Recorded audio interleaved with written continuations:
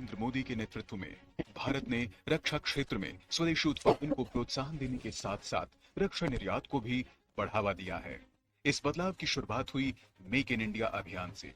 हाल ही में विशाखापट्टनम में भारत में ही बने आधुनिक स्टील्थ फ्रिगेट आईएनएस उदयगिरी और आईएनएस हिमगिरी को नौसेना में शामिल किया गया। स्वदेशीकरण के लिए मोदी सरकार ने एक मजबूत घरेलू रक्षा औद्योगिक आधार को बढ़ावा दिया। नतीजा, विदेशी हथियारों पर निर्भरता कम हुई और एक सेल्फ सस्टेनिंग इकोसिस्टम तैयार हुआ, और इसके पीछे थी एक मजबूत ढांचागत नीति। कई चीजें जो हमारी फोकस हुई हैं, सबसे बहुत इंपॉर्टेंट फोकस था मेक इन इंडिया, राइट। उसका रिजल्ट हमने ऑपरेशन सिंदूर में देखा, उसी का रिजल्ट हमने बालाकोट में देखा, उसी का रिजल्ट हमने सर्जिकल स्ट्राइक में देखा। ये जो चीजें हैं आपको एम्पावर करती हैं एक्शन लेने के लिए, ताकि जो बाकी के देश हैं आपको कंट्रोल न कर सके। पिछले एक दशक में मोदी सरकार के कार्यकाल के दौरान भारत के रक्षा उत्पादन में एक महत्वपूर्ण वृद्धि देखी गई है, जिसका वार्षिक मूल्य रिकॉर्ड स्तर पर पहुंच गया है। सरकार का लक्ष्य 2029 तक 3 लाख करोड़ का उत्पादन कारोबार हासिल करना है। कई प्रमुख प्लेटफॉर्म और प्रणालियों को अब भारत में डिजाइन और निर्मित किया जा रहा है, जिसमें शामिल है INS Vikrant, light combat aircraft LCA Tejas, light combat helicopter LCH Prachand और ब्रह्मोस मिसाइल प्रणाली जैसे उत्कृष्ट उदाहरण आज देश के सामने मौजूद हैं। इतना ही नहीं, रक्षा क्षेत्र में हमारा निर्यात 2014 में 700 करोड़ से बढ़कर 2024-25 में 23,600 करोड़ रुपए पहुंच गया है।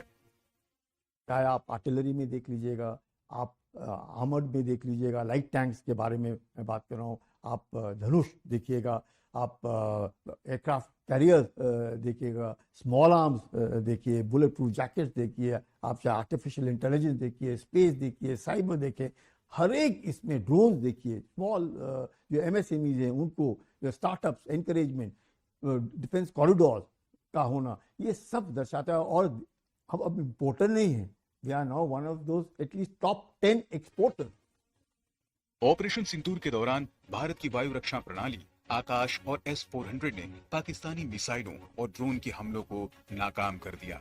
इतना ही नहीं, बल्कि भारत इजरायली MRSAM और स्पाइडर ने आकाश और S-400 के साथ मिलकर पाकिस्तान के हौसले पस्त कर उसे घुटने टेकने पर मजबूर कर दिया। मोदी सरकार की नीति है कि आतंकवाद को भारत पर हमले की तरह देखना, और इसलिए पीएम मोदी के नेतृत्व में देश की सेनाओं ने हमेशा आतंकवाद का मुंहतोड़ जवाब दिया है। फिर चाहे वो पुलवामा आतंकी हमले के बाद पाकिस्तान के बालाकोट में जैश ए मोहम्मद के आतंकी ठिकानों पर हवाई हमला हो, या उरी आतंकी हमले के बाद की गई सर्जिकल स्ट्राइक, या फिर ऑपरेशन सिंदूर।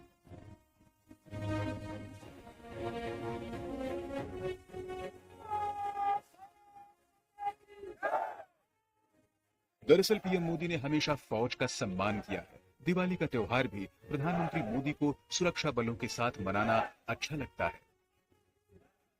ऑपरेशन सिंदूर की सफलता के तुरंत बाद पीएम मोदी आदमपुर एयरबेस पहुंचे, जिसे देखकर हमारे सैनिकों के चेहरे गर्व से चमक उठे।